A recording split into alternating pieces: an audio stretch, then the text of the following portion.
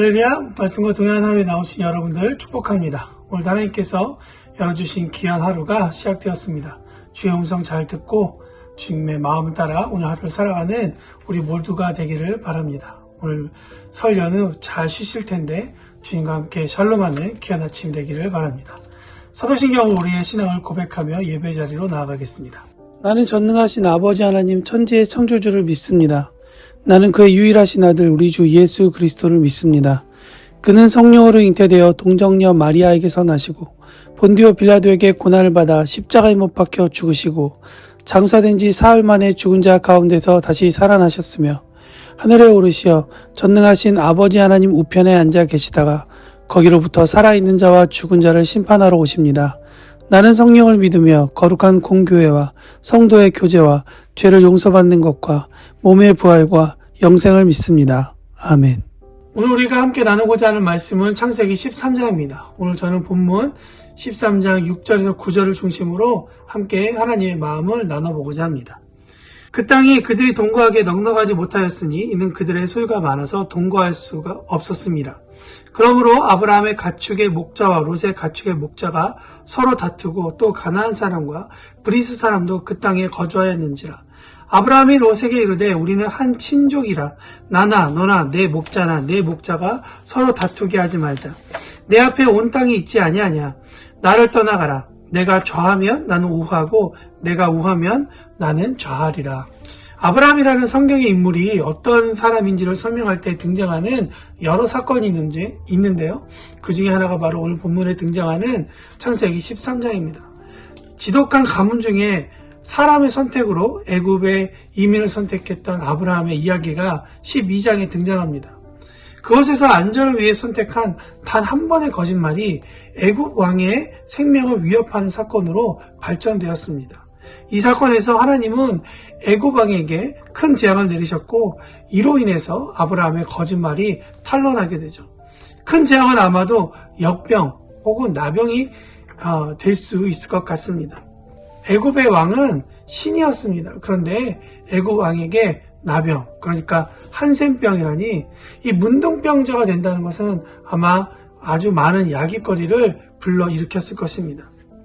그렇다면 아브라함이 왜 거짓말을 했을까요? 그의 말을 12장 10절에서 11절에 이렇게 기록했습니다. 그 땅에 기근이 들었으므로 아브라함이 애굽에 거류하려고 그리로 내려갔으니 이는 그 땅이 기근이 심하였습니다. 그가 애굽에 가까이 이르렀을 때 그의 아내 사레에게 말하되 내가 알기에 그대는 아리따운 여인이라.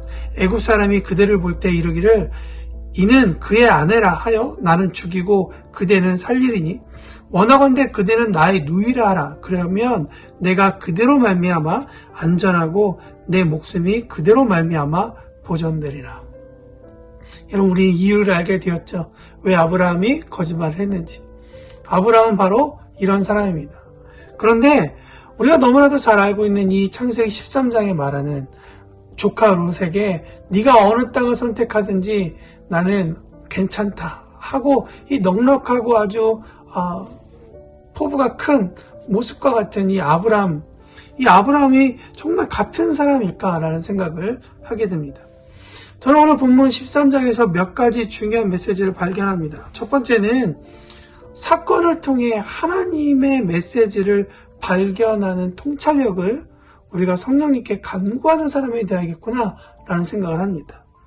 좀 내용이 깁니다만은 이 배경을 설명하자면 창세기 12장에서 아브라함은 하나님의 음성을 듣고 식솔들을 데리고 하나님을 알기 전에 거주하던 땅이 아닌 하나님의 부르심 이후에 새 땅으로 이주하게 됩니다. 그때 하나님께서 약속하신 세 가지 복이 있죠. 12장 2절에 보면 너로 큰 민족을 이루게 하겠다. 복을 주어 내 이름을 창대하게 하겠다. 그리고 세 번째, 너는 복이라고 말씀하십니다. 그리고 난 다음에 너를 축복하는 자에게는 하나님이 복을 내리시고 너를 저주하는 자에게는 하나님이 저주하시고 땅의 모든 족속이 너로 말미암아 복을 얻을 것이라. 사실 이 말씀이 가장 중요한 말씀이죠. 너로 말미암아 땅의 모든 족속이 복을 얻을 것이라.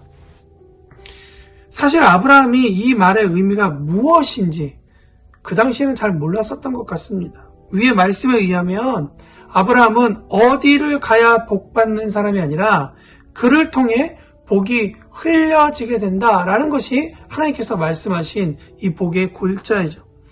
다시 말하면 그가 가는 곳이 복된 곳이기 때문에 그가 가는 곳마다 하나님의 복이 어떤 모양이든 일어나고 보여진다는 것을 이야기합니다. 그런데 창세기 12장에 기근 때문에 그가 애굽으로 내려갔다라는 것은 그가 이 첫 번째 테스트에서 실패했다는 것을 우리에게 말해주고 있습니다. 10절 말씀에 보면 기근이 들었으므로 애굽에 거류하려고 그리로 내려갔다. 그 이유는 가나안 땅에 기근이 심했기 때문이다 라고 이야기하고 있습니다. 그래서 넉넉한 애굽으로 내려갔고 거기서 아브라함은 아내를 누이라고 거짓말했기 때문에 그 보상으로 물질을 얻게 되었습니다. 사실 이러한 방법이 아브라함이라는 한 사람이 하나님의 부르심 이전에 어떠한 삶의 방식을 가졌는지를 저는 설명해 주고 있다고 생각합니다. 기록되어 있지 않지만 그러나 창세기 12장 이전의 아브라함의 모습은 바로 이러한 모습이었을 것입니다. 물론 이런 모습도 삶을 넉넉하게 하고 물질을 소유하게 하는 아주 좋은 방법일 수도 있겠죠. 그러나 하나님은 아브라함에게 강력하게 말씀하고 있습니다. 내가 복받기 위해 더 나은 곳으로 가는 삶의 방식을 멈추고 이제는 나에게로 오렴. 왜냐하면 네가 복이기 때문이다 라고 하나님께서 말씀하고 있습니다. 이 사실을, 이 공식을 이해하기까지, 깨닫기까지 아브라함에게는 사실 시간이 좀 필요했던 것입니다. 살던 곳을 하나님의 부르심 하나만으로 떠나온 위대한 결심과 또 순정이 있었지만 그러나 그가 하나님과 동행하는 것을 배울 시간이 그에게 필요했습니다.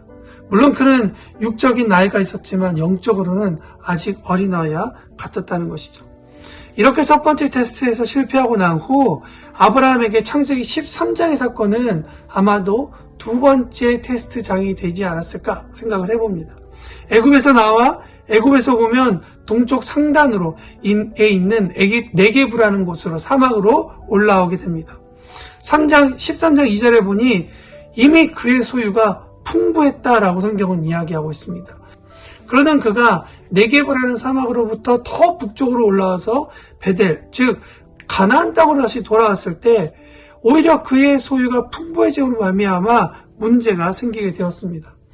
현실적인 문제는 조카 롯의 가축의 목자들과 아브라함의 가축의 목자들이 다투었습니다.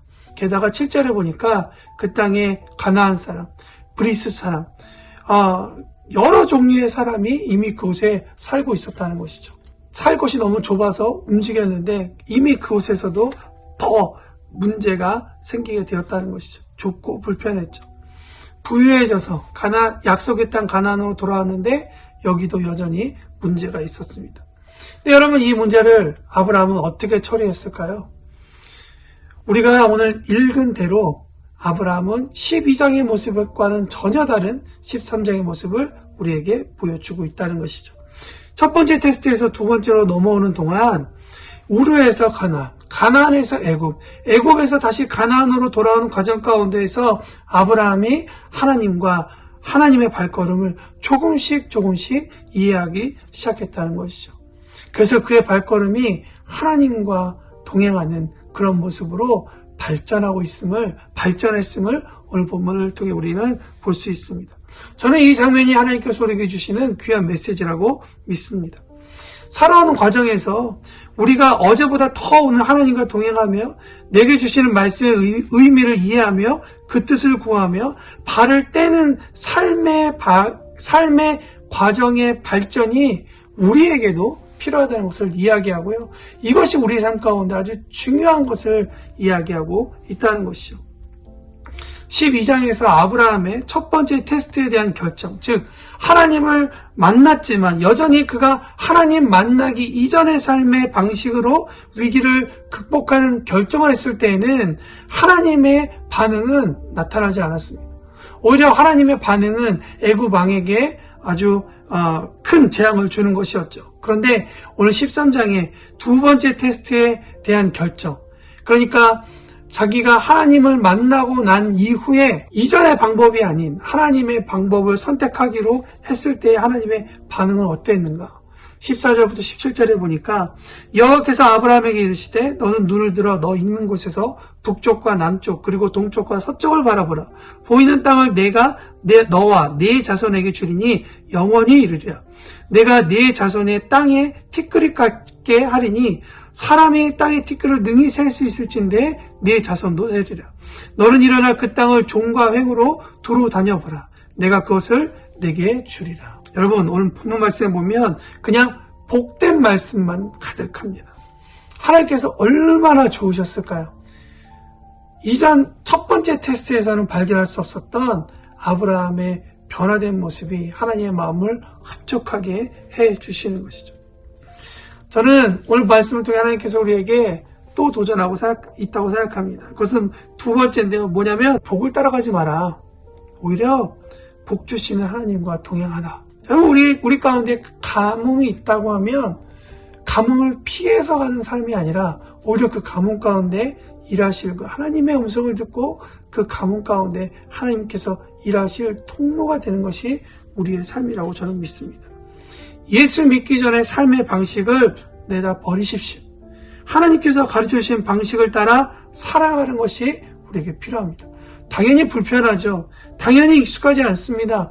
원래 새로운 방식으로 살아가고 내 것이 아닌 방식으로 살아갈 때에는 그것이 불편합니다. 그러나 그것이 우리 가운데 계속 반복되어질 때 우리는 마침내 우리의 것을 내려놓고 하나님의 방법, 하나님께서 원하시는 방법대로 살게 되는 놀라운 일을 경험하게 될 것입니다. 그것을 할 수 있는 방법은 말씀을 읽고 기도하여 내 뜻을 내려놓고 하나님의 뜻을 따라가는 그런 삶이라는 것이죠. 사랑하는 교회요, 말씀을 읽는데 또 말씀을 듣는데 여러분 게으르지 마십시오. 요즘 좋은 어플들 되게 많죠.